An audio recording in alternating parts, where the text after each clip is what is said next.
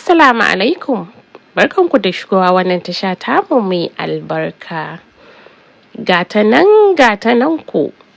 Akwai wani mutum mai suna Bako wanda ya kasance mai matuƙar kwaɗayi. Duk da cewa yana da abokai masu kirki da suke taimaka masa, Bako bai taɓa gamsuwa da abin da yake da shi ba. Yana ganin cewa komai da yake da shi bai isa ba, kuma kullum yana neman hanyoyi na samun ƙarin dukiya cikin hanzari. A cikin abokan Bako, akwai wani mai suna Musa, wanda shi kuma mutum ne mai kirki, mai haƙuri, kuma baya gaggawa wajen neman dukiya. Musa ya kasance yana taimakawa Bako da shawarwari, yana kuma ƙoƙarin nuna masa mahimmancin juriya da haƙuri a rayuwa.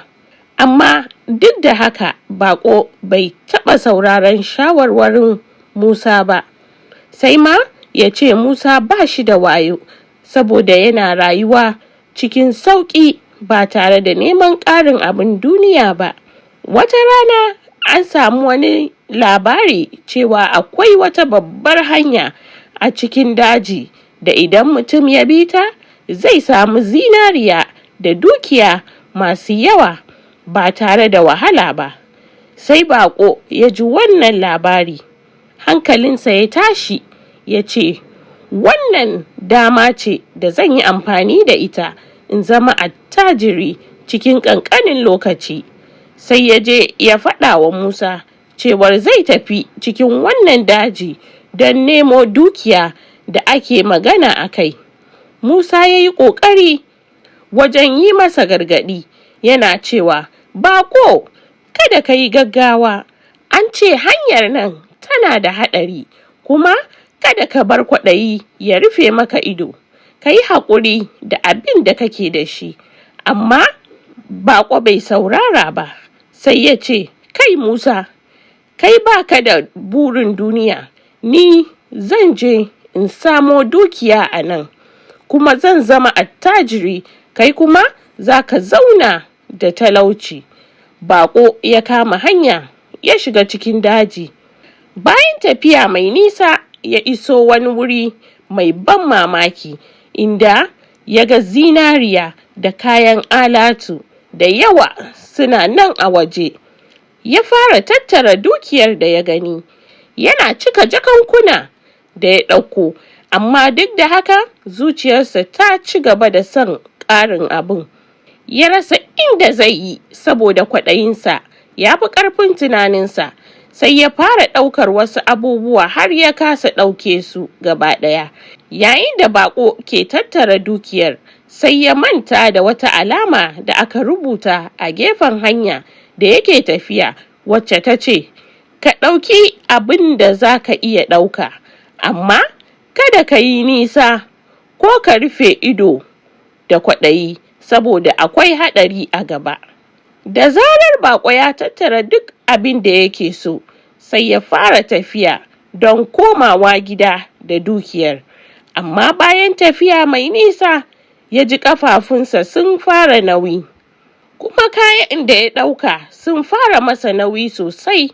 Duk da haka bai damu ba, sai ma ya ce, ba zan rasa wannan dukiyar ba, ko da kuwa zan wahala.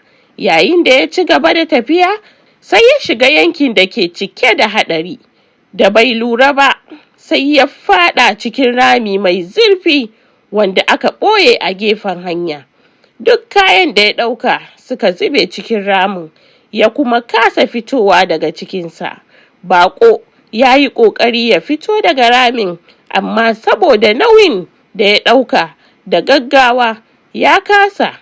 Daga ƙarshe ya yi kuka da nadama, yana cewa, da na saurari shawarar Musa, da ba zan shiga wannan hali ba. Kwaɗayi ya jawo mini asara. A ƙarshe wasu mutane masu wucewa suka zo suka gano shi da wahala a cikin ramin, sun taimaka masa ya fita, amma duk dukiyar da ya ɗauka ta ɓace, kuma ya koma gida hannu wofi.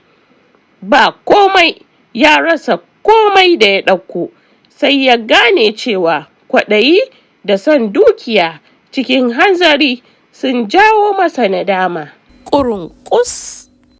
Darasin da ke cikin wannan tatsuniya ita ce, labarin baƙo yana koya mana cewa kwaɗayi yana jawo asara.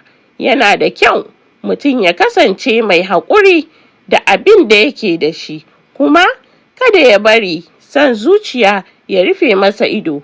Dukiyar duniya ba ta da tabbaci, kuma nemanta cikin hanzari da rashin hankali na iya jawo matsaloli da nadama. Na gode.